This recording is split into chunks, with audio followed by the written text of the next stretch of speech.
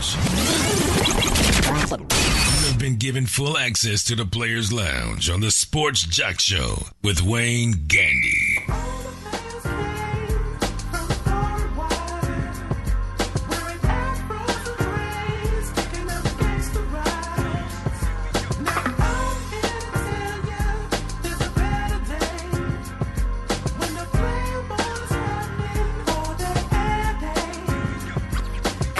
Welcome back to the Sports Shock Show. I'm the Sports Shock, Wayne Gandy. Good morning to you. 888-926-7562 or hit us at 404-603-8770. You can hear us on iHeartRadio, TuneIn Radio. You can go to Spreaker, and you can always go to the Sports Jock, that's JOC.com page, and catch the show. Super Bowl 51. We are here in Atlanta, so we have felt the real force behind losing. It has been the topic of conversation around here since the loss to the New England Patriots in Super Bowl 51. But, you know, me being a sports fan, even though I was pulling for the Falcons, to be able to witness something of that great magnitude of a Hall of Fame quarterback come back and win a game in that style was still a privilege for me to be able to sit around and watch that. We wanted to talk about the Patriots and where they're going to go from here. We have Providence Journal beat writer for the Patriots, Mr. Mark Daniels, on the line. Good morning to you, Mark. Hey, good morning. How are you? Oh, I'm good. Tom Brady is now the greatest sports figure in Boston history. Would you agree with that? Oh, yeah. It's hard to top someone like him who could win 5 championships, go to 7, especially, you know, in this era with the salary cap. I feel like nowadays it's just, you know, it's hard to keep teams together. It's hard to put together a dynasty, really. And, you know, the Patriots fortunately not only have one of the best quarterbacks of all time, but they have one of the best head coaches of all time. And as people would probably guess, that's a pretty good combination to have in the NFL. And, Mark, why do you think that the someone like a Tom Brady, because that is, for me, the part, as you just said, the dynasty part. Usually to pull these kind of hat tricks off, like a Michael Jordan, you need the same cast of characters. Tom changes his characters almost every other year.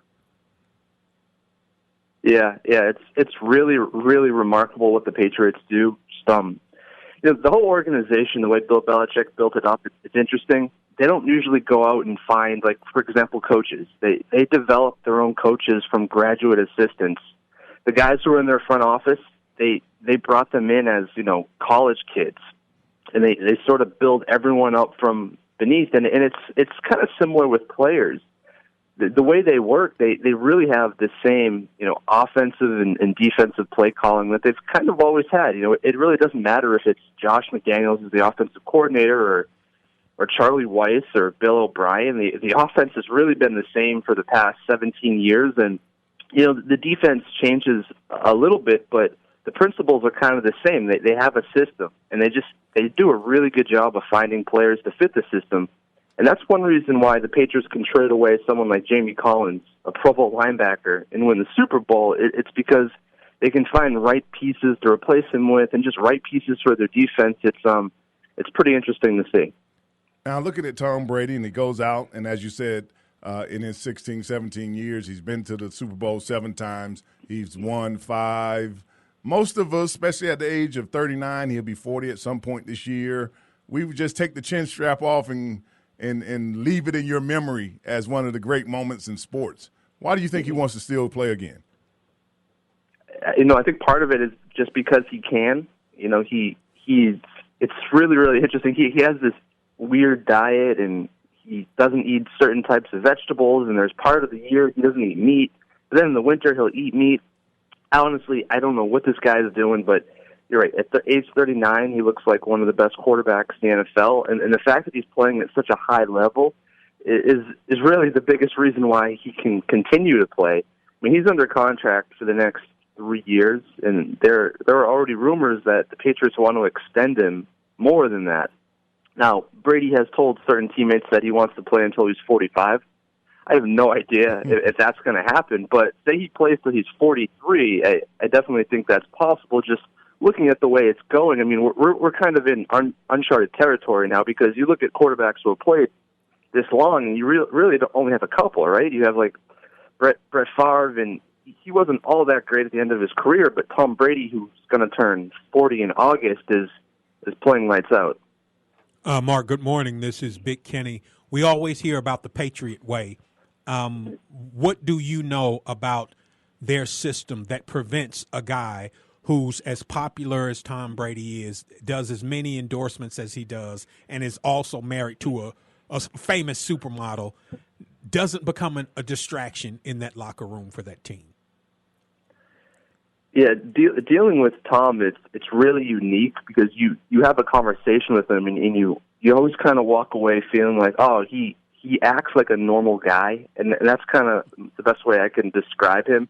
I've had conversations with Tom Brady about the weather, and it's like I'm talking to my neighbor. He doesn't act big in that locker room to anybody, even media people who he rightfully could act big around, and he takes people under his wing, whether it's, other veterans on the team, young guys. People look up to him. People who play on the Patriots, it's interesting talking to some of these players. They're like, oh, wow, that's Tom Brady. It's like they're fans. It's like I'm talking to a fan, but no, I'm talking to, like, Deron Harmon and Logan Ryan. Like, they were saying during the Super Bowl at halftime, these guys, they were like, oh, we were confident. I'm like, how are you confident when you were down, 21-3? And they're like, oh, we had Tom Brady. Even when they went down 28-3, they're like, no, we have Tom Brady. We're going to be fine. And that's kind of weird to me to even just say. It's like, oh, you guys are down by 25 and you're confident because your quarterback's Tom Brady. But a lot of these players have looked up to Tom Brady, and now they're playing with him, and I don't know, it gives this team life. Good morning, Mark. Conway Twitty. I just want to ask a question in regards, right after you won the Super Bowl, the Brady's fifth one, they said they're going for the blitz for 6 for next year. Why did you have several different players, up to 4 right now, maybe 5, stating that they weren't going to the White House, and the Super Bowl had been less than 24 hours won? Why, or do you have any information on that? Yeah. So far, I think you're right. There's about 6 players who say they don't want to go to the White House. 3 players, Devin McCourty, Martellus Bennett, and LeGarrette Blount, have just pointed to President Donald Trump, saying they don't feel welcomed in the White House, and that's why they won't go. A couple others, from Chris Long, essentially said it was his right. Alan Branch said he was going to spend time with his family. Dante Hightower didn't go on the last trip to the White House either. He said he went in college when Alabama won, so he doesn't feel the need to go again. So it's kind of mix and match, and you have half the guys who are saying they don't agree with the current president, and things that he's either said or stand for, and they don't feel welcomed. And other people are just saying, kind of been there, done that. It's my right. It's kind of interesting right now to see what's going to happen, just because there is a Trump relationship with certain players in the Patriots. Robert Kraft, Bill Belichick, Tom Brady are all very friendly with the president, whereas a lot of other guys certainly disagree with him and things he stands for. So, yeah, at this moment we have 6 players who say they won't go. I really wouldn't be surprised if the list grew. Well, my thing, that's interesting information when it comes to Dante Hightower. That's not being public knowledge. That's first I've heard that he said he went in Alabama, and the only reason he didn't want to go because he felt like he didn't need to go again. So right, that's some things you don't get from our end.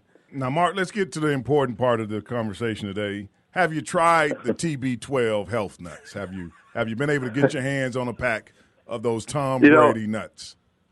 Unfortunately, I don't have an extra $200 just laying around. So it's like I want to get my nuts, and I go to Whole Foods, and those are still pretty expensive. But right. Tom Brady takes it to a different level.